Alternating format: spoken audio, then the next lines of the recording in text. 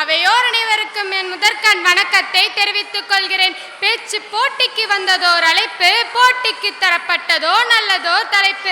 அழைப்பில் மகிழ்ந்து தலைப்பில் புகுந்து என் பேச்சிலே தரப்போகிறேன் நல்லதொரு விருந்து.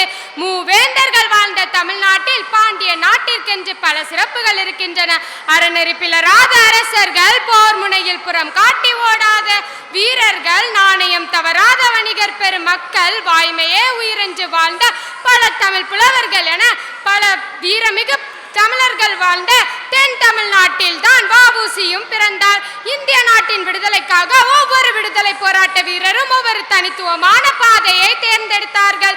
இவ்வுலகில் கடல் இருக்கும் வரை அலை அடுத்துக்கொண்டே தான் இருக்கும். அதே போல் இவரின் தியாக வரலாறும் அழியாமல் இருக்கும். யாரை கேட்டாலும் ஆங்கிலேயர்கள் வாணிபம் செய்யத்தான் முதலில் வந்தார்கள் என கூறுவார்கள். ஆனால் அதே வாணிபத்தை வைத்து அவர்களை இந்தியாவிலிருந்து விரட்ட வேண்டும் என 100 வருடங்களுக்கு முன்னால் தமிழகத்திலிருந்து ஒருவர் குரல் கொடுத்தார் என்றால் அவருக்கு நாட்டின் மீது எவ்வளவு பற்றிருந்திருக்கும் பாருங்கள் நடுவர் அவர்களே. ஒரு திரைப்பட வசனம் ஒன்று உள்ளது. அவன் பொருள் எடுத்து அவனே செய்யறதென்று தன் நிஜ வாழ்க்கையில் வாழ்ந்து காட்டியவர் தான் வ.உ. சிதம்பரம் பிள்ளை. தமிழ் தாய் பெற்ற பிள்ளை, பாரத தாய் வளர்த்த பிள்ளை, கப்பலோட்டி அந்நியரின் கனவுகளை கலைத்த பிள்ளை.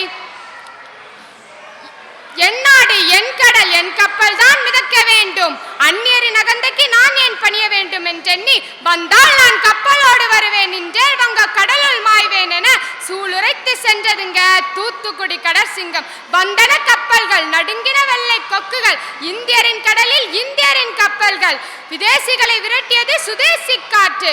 தூத்துக்குடி அந்நியரை துரத்தும் கொடியானது, விட்டால் நம்மை வேறறுத்து விடுவான் வேளாளன் என விஷம் கக்கின வெள்ளை பாம்புகள் பொய் வழக்கிட்டு சிறையில் தள்ளினர்.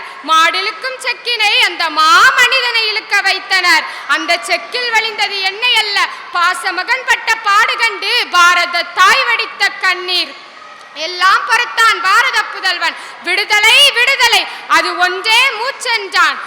தண்டனை முடிந்தது, மெல்ல திறந்தன சிறையின் கதவுகள், வெளிவந்தது வீர வேங்கை, மாபெரும் செல்வந்தன், மனிதோர்க்கு சொல்வேந்தன். பேச்சிலந்து நின்றான். வங்க கடற்கரையில் அடிமை நிலை மாறவில்லை, அவன் வறுமை துயர் குறையவில்லை. சொத்திலந்து சுகமிழந்த தேசபக்தன் தன் உயிரையும் இழந்தான் இம்மண்ணுக்காக. செக்கிழுத்த செம்மல் என்றோம், கப்பலோட்டிய தமிழன் என்றோம், புகழ்ந்தோம் போற்றினோம். அவன் வாழ்ந்த போது ஆதரித்தோமா, வாடிய போது தாங்கி நின்றோமா? எனியோர் பிழை இது போல் செய்யோம் என சூளுரைப்போம் இந்தியரே. நாட்டுக்குலைக்கும் நல்லோரை வாழும் போதே ஆதரிப்போம், பொதுநலத் தொண்டருக்கு துணிந்து நின்று தோள் கொடுப்போம். வளர்க வ.உ.சி.யின் புகழ், வாழ்க தமிழ், வாழ்க தமிழர், வாழிய பாரதமணி திருநாடு. நன்றி.